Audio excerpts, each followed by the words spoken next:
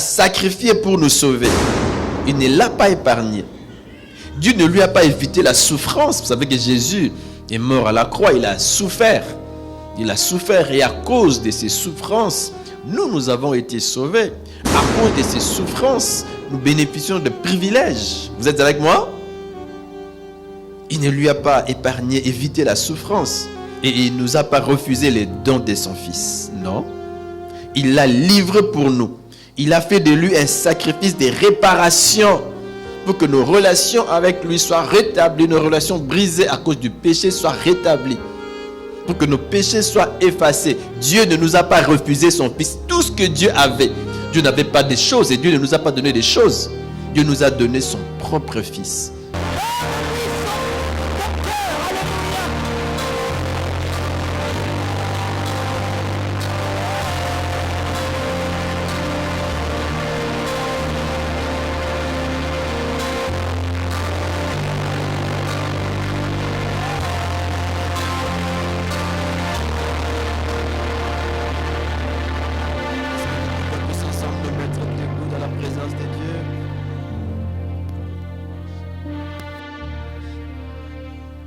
Nous sommes tous ensemble debout. Nzambe na nkembo, Nzambe na ngoya, tosanjola. Tosanjola.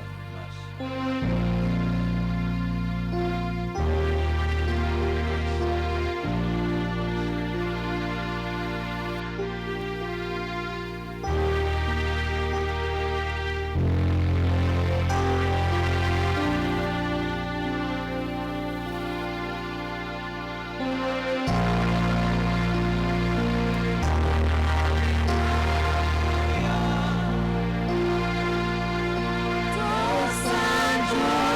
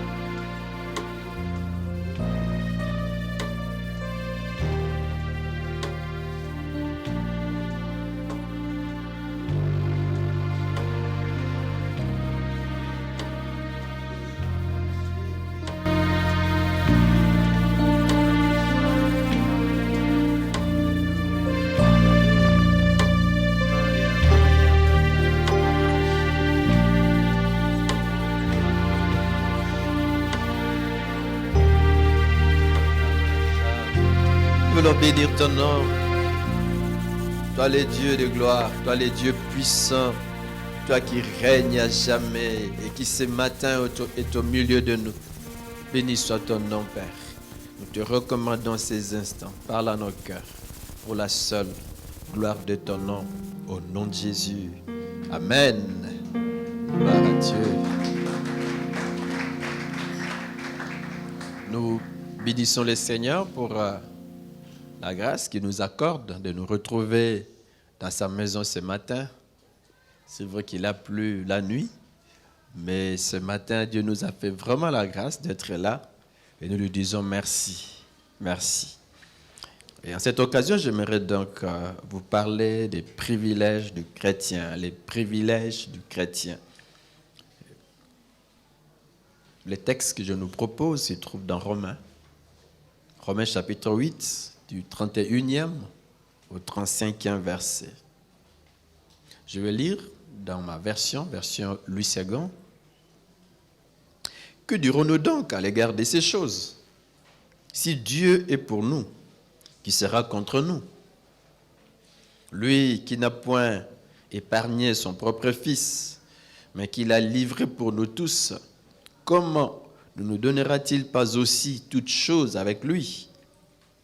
Qui accusera les élus de Dieu? C'est Dieu qui justifie. Qui le condamnera? C'est Dieu qui le condamnera. Christ est mort, bien plus, il est ressuscité, il est à la droite de Dieu et il intercède pour nous. Qui nous séparera de l'amour de Christ? Sera-ce la tribulation ou l'angoisse, ou la persécution ou la faim, ou la nudité, ou le péril, ou l'épée? Amen. Alléluia. Les privilèges du chrétien. En tout cas, par privilège, je vois, n'est-ce pas, ce que Dieu a fait pour nous en Christ. Ce que nous sommes, c'est en Christ. Ce que nous avons, c'est en Christ. Et j'appelle cela des privilèges. Ce texte, comme vous le remarquez, est un écrit de l'apôtre Paul aux chrétiens de Rome. Il s'adresse à eux, vous l'avez peut-être remarqué, en utilisant la première personne du pluriel. Il dit nous. Nous. Au fait, c'est comme pour mettre en exergue le fait que lui et eux, lui et le Romain, partagent les mêmes expériences, les mêmes privilèges en Christ. Et cela est vrai, mes frères, pour tous les croyants, de tous les temps et de partout. Ceux qui sont en Afrique, en Europe et partout. Ceux qui nous ont précédés dans la gloire, nous partageons tous les mêmes privilèges, les mêmes, n'est-ce pas, expériences en Christ. Et dans ces textes, Paul en énumère 5 à travers les 5 questions qu'il pose dans ces textes. Et quels sont ces privilèges? Le premier, il dit « Dieu est pour nous ». Dieu est pour nous. Dieu est pour nous. Dieu est pour nous. C'est-à-dire qu'il est de notre côté. Il est de notre côté. Il est pour nous. Par conséquent, il dit, qui sera contre nous? Qui? Si Dieu est pour nous, si Dieu est de notre côté, personne donc ne peut être contre nous. Pas même notre nature pécheresse, elle ne peut pas nous vaincre parce que Dieu est de notre côté. Il est pour nous, il est avec nous. Les pièges des hommes ne peuvent pas nous vaincre. Les pièges des hommes, vous savez que les hommes peuvent toujours nous tendre des pièges, toujours et partout. Que ce soit en famille, dans nos quartiers, même au travail. Je pense que ceux qui travaillent savent comment, de temps en temps, on nous tend des pièges à gauche, des pièges à droite. Il y a ceux qui veulent nous neutraliser. Je dis neutraliser par rapport à la chimie. Il y a une réaction qu'on appelle la réaction de neutralisation. Ôte-toi de là, que je m'y mette, ôte-toi. N'est-ce pas qu'il y a des pièges comme ça, des gens qui nous combattent, qui luttent contre nous. Il y en a que nous connaissons, qui le font ouvertement, d'autres le font en cachette. Mais mes frères, les hommes peuvent nous tendre des pièges, mais les pièges des hommes ne peuvent rien contre nous si nous sommes en Christ. Amen. Amen. Pas les pièges des hommes et pas même les forces du mal. Non, mes frères. Cela ne veut pas dire que les gens ne seront pas contre nous, que Satan et ses hommes ne seront pas contre nous, mais j'ai dit que les pièges des hommes contre nous ne vont pas réussir. les pièges de Satan contre nous, les pièges de ces hommes ne vont pas réussir. Vous êtes avec moi? Donc personne ne peut nous ravir de la protection de Dieu. Il nous protège le jour, la nuit, toujours. Il nous protège même à l'approche, n'est-ce pas, des festivités de fin d'année. Il est là. Parce que vous le savez que souvent nous avons peur à la fin de l'année, n'est-ce pas? Nous avons peur.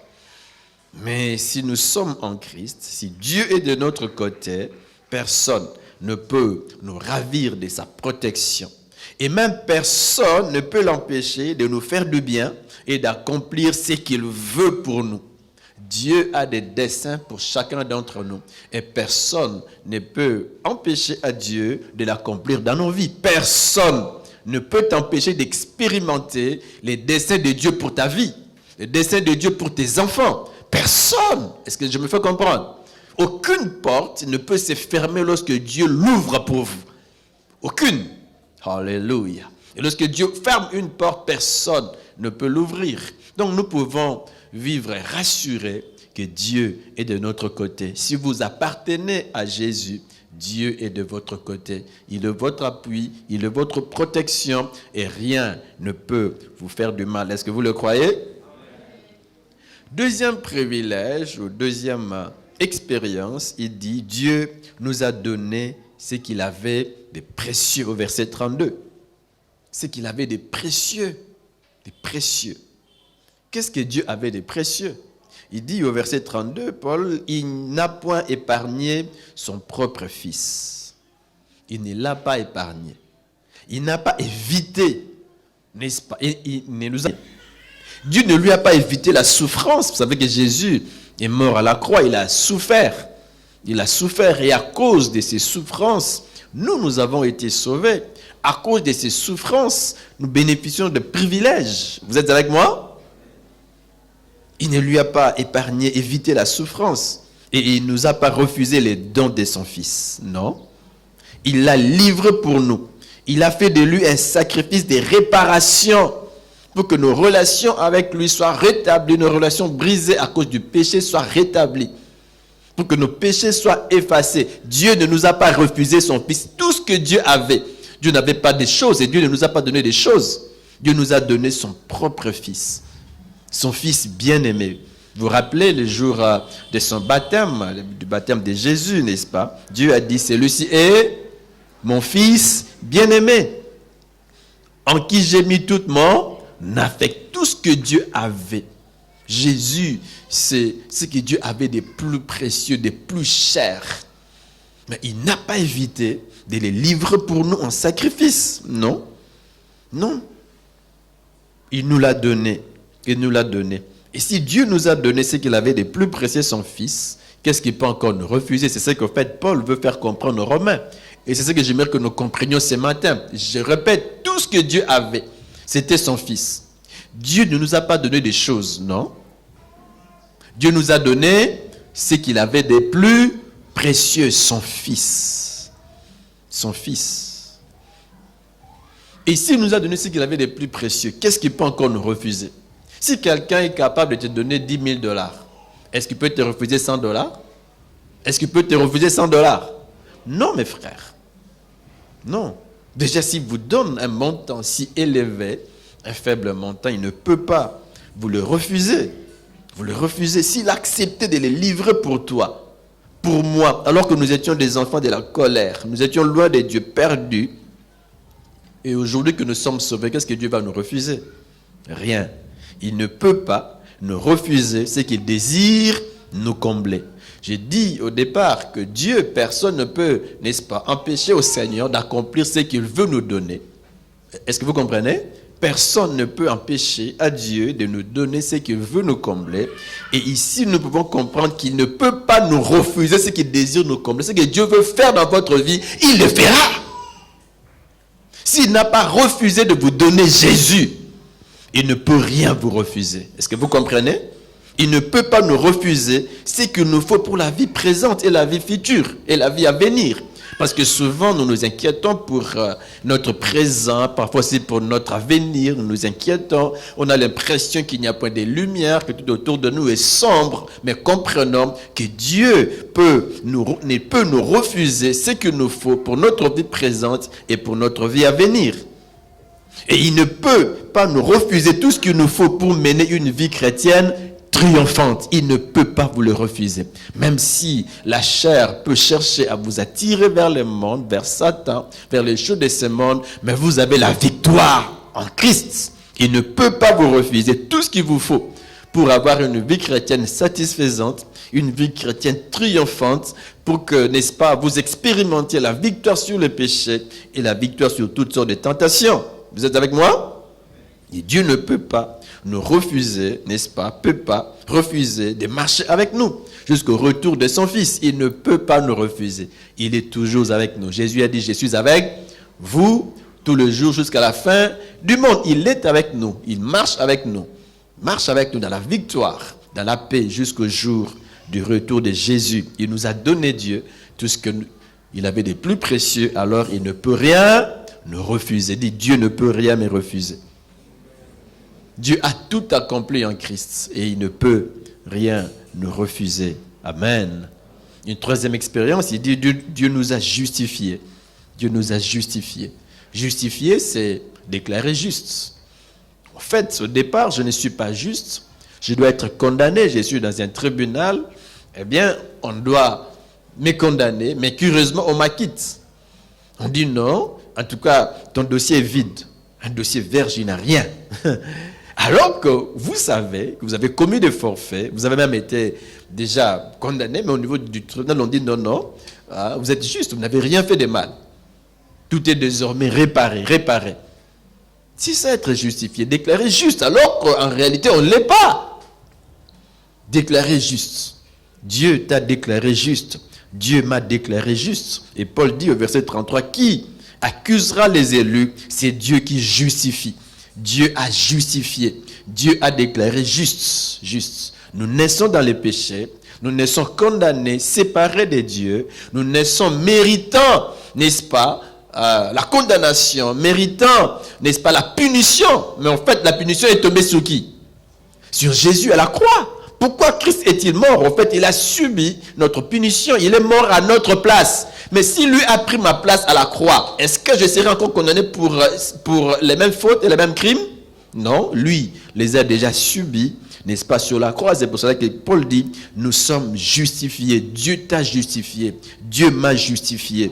Et personne ne doit te condamner, pas même ta conscience, pour dire voilà, à cause des choses que j'ai, des pratiques, n'est-ce pas, à cause de ma vie passée, avant que je ne vienne au Seigneur, est-ce que Dieu m'a pardonné? Oui, Dieu a pardonné et il a tout oublié. J'ai dit que tout est désormais réparé. Il a tout réparé. Il a tout arrangé, tout effacé. Alors, ne vivons pas dans la culpabilité, surtout à cause des choses du passé, ou des péchés commis hier, n'est-ce pas? Dieu a déjà pardonné. Amen. Déjà pardonné. Mais laissez-moi attirer votre attention sur ce que Paul dit. Il dit qui accusera les élus de Dieu.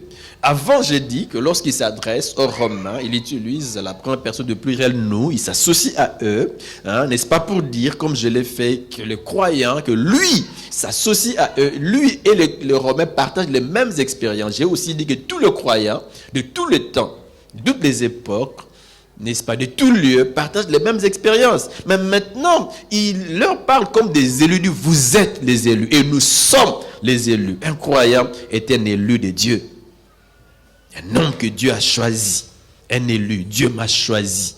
Et Dieu m'a connu avant que je ne naisse. Nous avons développé cela dans les études bibliques. Je suis un élu de Dieu. Dieu m'a choisi avant que je ne naisse. Dieu me connaissait. Avant que tes parents n'aient l'idée même de se marier, Dieu te connaissait. Et Dieu savait que tu allais te convertir. C'est pour ça qu'il a tout fait pour que tu te convertisses. Est-ce que tu le crois?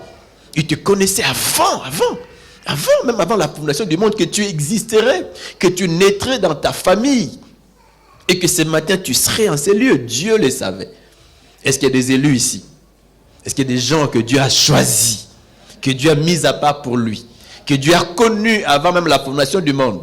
Oui, moi en tout cas, Dieu m'a connu avant Quel privilège! Quel privilège! Et aujourd'hui, en fait, il nous sauve. Alors, Paul dit, qui les accusera? Je suis un élu de Dieu. Les croyants sont les élus de Dieu. Et l'Église est la communauté des élus, des hommes et des femmes que Dieu a choisis, que Dieu a mis à part. Et personne ne peut les accuser. Satan ne peut même pas vous accuser. Je dis que même la culpabilité ne peut pas vous vaincre. Ne laissez pas la culpabilité détruire votre vie. Lorsque vous avez donné votre cœur à Jésus, lorsque vous êtes unis au Christ, eh bien, personne ne peut vous accuser. On dit que Satan est un accusateur. Il va venir, n'est-ce pas, t'insuffler des idées pour te condamner, ou même te pousser dans le mal. Il faut dire non. Il ne faut pas croire. Amen. Qui les condamnera? J'ai dit que l'Église est la communauté des élus. On devient élu en recevant Jésus. Et en tant que communauté des élus, n'est-ce pas, l'Église doit permettre à d'autres de devenir des élus. Nous devons nous tourner vers les autres, les attirer vers le Seigneur. Amen. Mais retenons qu'au fait, Dieu nous a justifiés. Y a-t-il des gens qui sont justifiés ici? Lorsque Dieu vous regarde, il sait que vous êtes justes. Est-ce qu'il y en a ici? Il y en a ici? Des gens qui sont justes devant Dieu, qui n'ont jamais commis de péché. Est-ce qu'ils sont là? C'est comme ça que Dieu nous regarde. Amen. Ne vous regardez pas comme un pécheur. Seigneur, je ne suis qu'un pécheur perdu, vivant loin de toi. Mais il va dire, mais je t'ai déjà justifié. C'est vrai que nous commettons des péchés, mais lorsque nous tombons, nous devons revenir vers le Seigneur. Mais par rapport à notre nature déchue, par rapport à notre vie du passé, sachant que nous sommes justes. Et Dieu nous considère comme des hommes et des femmes justes devant lui. Amen. Une quatrième expérience ou un quatrième privilège, Dieu nous a libérés de la condamnation. Condamnation. Il dit au verset 34, qui les condamnera? Qui va condamner les élus? Qui va vous condamner, vous? Personne. Il dit, Christ est mort. Christ est mort. Une autre traduction dit, qui pourrait les condamner? Celui qui a subi la peine de mort pour eux, c'est Jésus. Il a subi la peine de mort, vous voyez? Déjà, la peine est tombée sur Jésus, au lieu de tomber sur nous. Personne ne peut me condamner. D'abord, un Dieu m'a justifié. Lorsqu'il me justifie, il me déclare juste. La peine ne peut plus tomber sur moi. La peine est tombée sur Jésus. Et personne ne peut encore me condamner. Mais prendre maintenant encore devant les tribunaux et que l'on puisse me condamner, non. Ça a déjà été payé. Celui qui a subi la peine de mort pour eux, c'est Jésus-Christ. Bien plus, il est ressuscité, il est assis à la droite de Dieu et il plaide notre cause. Il nous a libérés de la condamnation. Condamnation. Nous savons, mes frères, que celui qui n'a pas Jésus est sous la condamnation. Sous la condamnation. Et sa fin, c'est quoi? C'est l'enfer. C'est l'enfer. C'est le jugement de Dieu. Comme on dit à Lingala, et tout mboza kozelae. Mais lorsqu'on se convertit, nous avons l'ongoli et tumbu. Et tout mboza sur le konaote. Alléluia. On dit que le croyant ne sera pas jugé pour être condamné. Non, Christ a déjà été condamné. Le croyant sera jugé pour les récompenses. Pour les récompenses. Donc notre marche avec Dieu sur la terre, n'est-ce pas, va déterminer les genres de récompenses que nous recevrons du Seigneur. Vous n'avez rien à faire pour votre salut. Et vous n'avez rien à faire pour vous maintenir dans la foi. Christ a tout fait. Recommandez-vous tout simplement entre ses mains. Amen. Il a tout accompli. Il a tout fait. Recommandons-nous seulement. Et qui va nous condamner? Christ l'a déjà été pour nous. Nous ne serons pas condamnés. Nous ne serons pas jugés pour être condamnés, non. Mais ceux qui ne connaissent pas le Seigneur seront condamnés. Vous êtes avec moi? Seront condamnés. L'enfer, ce n'est pas pour ceux qui appartiennent au Seigneur, non. Alléluia. Il dit Christ est mort pour nos péchés. Ça me rappelle Romains 4, 25. On dit qu'il a été livré pour nos offenses. Livré pour nos offenses. Il dit qui pourrait le condamner? C'est lui qui a subi. En fait, la version Louis II dit Christ est mort. La condamnation vient à cause du péché. Mais Christ est déjà mort à cause de nos péchés. Il a déjà été condamné. Est-ce que Christ est resté dans les tombeaux? On dit Christ est mort et il est ressuscité. Pourquoi Christ est-il ressuscité? Romains 4, 25 dit il est ressuscité pour notre justification, pour que nous soyons déclarés justes devant Dieu. Juste, je suis juste. Alléluia. Quel privilège. C'est magnifique d'être chrétien, mes frères.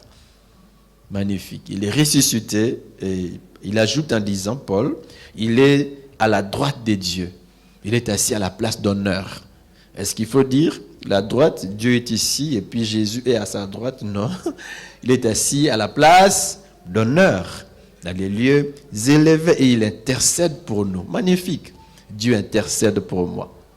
Il intercède pour moi. Il intercède pour moi. Et ce qui est aussi vrai, c'est qu'il va revenir un jour. Pourquoi Christ va-t-il revenir? C'est pour prendre ceux qui lui appartiennent. Nous ne resterons pas éternellement sur la terre. Non. Un jour, nous quitterons cette terre. Un jour, nous partirons. C'est pourquoi Philippiens dit, à quoi bon, nos Colossiens disent, à quoi bon nous attacher aux choses de la terre puisqu'elles passeront? Ce n'est pas que c'est mauvais d'avoir les choses de la terre, non. Mais nous ne devons pas nous attacher aux choses de la terre. Les choses de la terre ne doivent pas être prioritaires pour nous. La priorité, c'est le royaume. Vous êtes avec moi? Le royaume. Il reviendra un jour nous prendre. Nous devons vivre dans cette attente qu'un jour Jésus va revenir. Et il peut revenir à tout moment. Même ce matin, il peut revenir pour nous prendre. Nous sommes des étrangers et voyageurs sur la terre. Christ est mort, il est ressuscité, il est monté au ciel, assis à la droite de Dieu, à la place d'honneur. Mais un jour, il va revenir pour nous prendre, pour que nous vivions éternellement avec lui. La Bible dit, quiconque a en lui cette expérience, qu'est-ce qu'il fait? Il se purifie du jour le jour. Amen. Il reviendra un jour pour nous prendre, afin que là où il est, nous y soyons aussi. Amen. Bref, il veut dire ici que Dieu nous a libérés de la condamnation.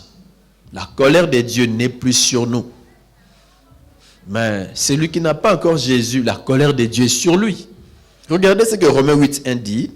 Il n'y a donc maintenant aucune condamnation pour ceux qui sont dans Jésus-Christ. La version Parole de vie dit, maintenant, ceux qui sont unis au Christ ne peuvent plus être condamnés, ne peuvent plus être. Est-ce qu'il y a des gens qui sont unis au Christ ici? Est-ce qu'il y a des croyants ici? Des chrétiens, est-ce qu'il y en a ici? Ils ne peuvent plus être condamnés. J'en ai déjà parlé. La condamnation est déjà tombée sur Jésus où? À la croix. Amen. Mais si ceux qui sont en Christ ne seront pas condamnés, ceux qui ne le sont pas, les impies, ils seront condamnés. Alors que faire? Nous devons nous tourner vers ceux qui ne connaissent pas le Seigneur, en commençant par notre milieu immédiat, dans notre famille, dans notre quartier. Il faut que nous le sachions, mes frères. Si vous êtes sauvés, que vos parents ne le sont pas encore, eh bien, ils seront condamnés. Vous êtes sauvés, vos enfants ne connaissent pas le Seigneur, ils seront condamnés. J'ai dit que souvent nous vivons dans deux mondes différents. Vous pouvez être dans une même famille, dans une même maison, vous mangez ensemble à table, et c'est bien lorsque, n'est-ce pas, au niveau de la famille, on mange ensemble. On mange ensemble, on est assis, les uns à côté des autres dans la table, on parle et on mange. Mais mes frères, s'il y en a au niveau de la famille, ceux qui ne connaissent pas le Seigneur, ils sont des impies. Ils sont sous la condamnation. Vous êtes sauvés, vous êtes un élu, la gloire de Dieu vous attend, la gloire vous attend, mais pour les autres, c'est la condamnation. Allez-vous laisser vos parents être condamnés, vos enfants être condamnés, surtout nous les parents. Ce ne sont pas les enfants qui ont voulu venir au monde, c'est nous qui avons vrai, un amour sincère. Ce n'est pas un amour qui commence aujourd'hui et qui s'arrête demain. Des gens qui veulent se marier et qui se déclarent l'amour, mais une semaine après, un mois après, ils se haïssent, ils se séparent. Un faux amour. Un faux amour. Un amour qui trahit parce qu'au fait, hier nous étions bien, aujourd'hui, parce qu'il y a quelques problèmes. Alors on se sépare, des amis très attachés, maintenant qui se haïssent et qui se trahissent aussi. On commence à calomnier l'autre, un faux amour. Quand on a aimé quelqu'un, même si on se sépare, on cache, n'est-ce pas, ses fautes, ses faiblesses. On ne les dévoile pas, on les garde pour soi. Vous êtes avec moi? Est-ce qu'on est ensemble? Mais Dieu nous aime d'un amour pur, parfait, fidèle. Qui nous séparera de l'amour de Christ? Et Paul cite quelques circonstances qui peuvent entourer nos vies, quelques situations qui peuvent nous faire douter de l'amour de Dieu. Oui, nous pouvons douter de l'amour de Dieu pour nous. Ici, il parle de la tribulation, les malheurs qui peuvent arriver dans nos vies. Est-ce que les malheurs, la tribulation, c'est une preuve que Dieu ne nous aime plus? Non. La tribulation ne peut pas nous séparer de l'amour de Dieu, ne doit pas n'est-ce pas, nous faire douter de l'amour que le Christ a pour nous. Deuxième circonstance, il dit angoisse. Serait-ce l'angoisse, l'inquiétude? Non? Est-ce que parce que ça ne marche pas, que je commence à m'inquiéter de ceci, de cela, et je dis que Dieu ne m'aime plus? Non. L'amour de Dieu pour moi est toujours vrai. Amen. La persécution, la souffrance qui vient des autres, la souffrance qui vient parce que je sers le Seigneur, la souffrance qui vient parce que les autres veulent me faire du mal. Est-ce que si ces choses m'arrivent, si la persécution m'arrive, c'est la preuve que Dieu ne m'aime plus? Dieu continue à m'aimer malgré les persécutions. Ça peut arriver. Paul lui-même a connu des persécutions. Nous avons parlé de Paul à Bérée, persécuté par les Juifs. Mais avant Bérée, il était à Thessalonique, persécuté. Est-ce que cela signifie que Dieu ne le connaît plus, que Dieu ne l'aime plus? Dieu l'aime, Dieu nous aime. Peu importe les persécutions, peu importe les souffrances, les malheurs qui peuvent nous arriver, Dieu nous aime. Ne doutons pas de l'amour de Dieu, il nous aime. Amen. Il nous aime. Une quatrième circonstance, il dit la fin. Est-ce qu'il peut arriver que nous connaissions aussi la fin? Est-ce qu'il peut arriver que nous connaissions la fin? Elle ajoute la nudité ou la pauvreté. Est-ce qu'il peut arriver que nous connaissions la nudité, la pauvreté? Et c'est le signe que Dieu ne nous aime plus? Non. Les périls, les dangers, l'épée, c'est-à-dire la mort. L'amour de Dieu pour nous est vrai. Et Dieu ne peut mentir et Dieu ne peut nous décevoir. Quelles que soient les circonstances qui entourent nos vies, mes frères, soyons conscients de l'amour de Dieu. Un amour vrai. Dieu m'aime. Est-ce que quelqu'un peut dire Dieu m'aime? Dieu m'aime, moi, tel que je suis. Dieu m'aime. Amen. Bref, voilà un peu les 5 privilèges, n'est-ce pas, que Paul rappelle aux Romains. Ces mêmes privilèges sont aussi nôtres. Les premiers, nous avons dit que Dieu est pour nous. Il est de notre côté. Il est avec nous, pour nous, de notre côté. De notre côté. Et deuxième privilège, Dieu nous a donné ce qu'il avait de plus précieux. Jésus, des plus précieux. Des plus précieux. Et parce qu'il l'a fait, n'est-ce pas, il ne peut rien nous priver. Rien nous priver. Il ne peut pas, n'est-ce pas, nous éviter tout ce qui peut nous aider à mener une vie chrétienne triomphante et une vie heureuse sur la terre. Un troisième privilège, nous avons dit que Dieu nous a justifiés. Je ne peux plus me condamner pour ma vie passée ou pour mes péchés passés. Dieu m'a déjà justifié. Dieu me déclare juste. Quatrième privilège, nous avons dit que Dieu nous a libérés de la condamnation. Je n'ai pas peur de l'enfer. L'enfer, ce n'est pas pour moi. Je n'ai pas peur de l'enfer. Non. Non. Quelqu'un a déjà été condamné pour moi. Moi, j'attends la félicité éternelle. J'attends, n'est-ce pas, la résurrection de mort. Si je meurs au jour de mes cieux, j'attends que Christ revienne, qu'il me prenne. Et j'attends mes récompenses. Les récompenses.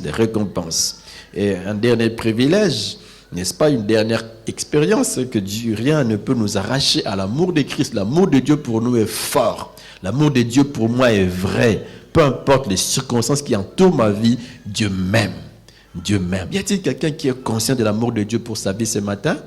Y a-t-il quelqu'un qui est conscient qu'il est un homme juste, une femme juste devant Dieu, qui rien ne peut le condamner? Y a-t-il quelqu'un qui est conscient que Dieu est de son côté? Et de son côté. Y en a-t-il? Même si 1000 personnes s'élèvent contre moi, mais parce que Dieu est de mon côté, j'ai la victoire. Est-ce qu'on peut s'élever pour prier le Seigneur? J'aimerais que nous puissions les bénir à cause de ces privilèges. Bénis Dieu à cause de chaque privilège. De chaque privilège. Il est de ton côté. Y en a-t-il des gens? Est-ce qu'il y a-t-il des gens qui sont contre toi? En famille, au travail. Celui qui est avec toi est plus fort que celui qui est dans le monde. Celui qui est avec toi est plus fort que celui qui est avec les autres. Est-ce que tu peux bénir le Seigneur pour cela? Prions le Seigneur librement. Avant que nous nous donnions quelques orientations dans la prière, est-ce que vous pouvez prier le Seigneur par rapport à ce qu'il vous a dit ce matin? Prions ensemble. Prions ensemble.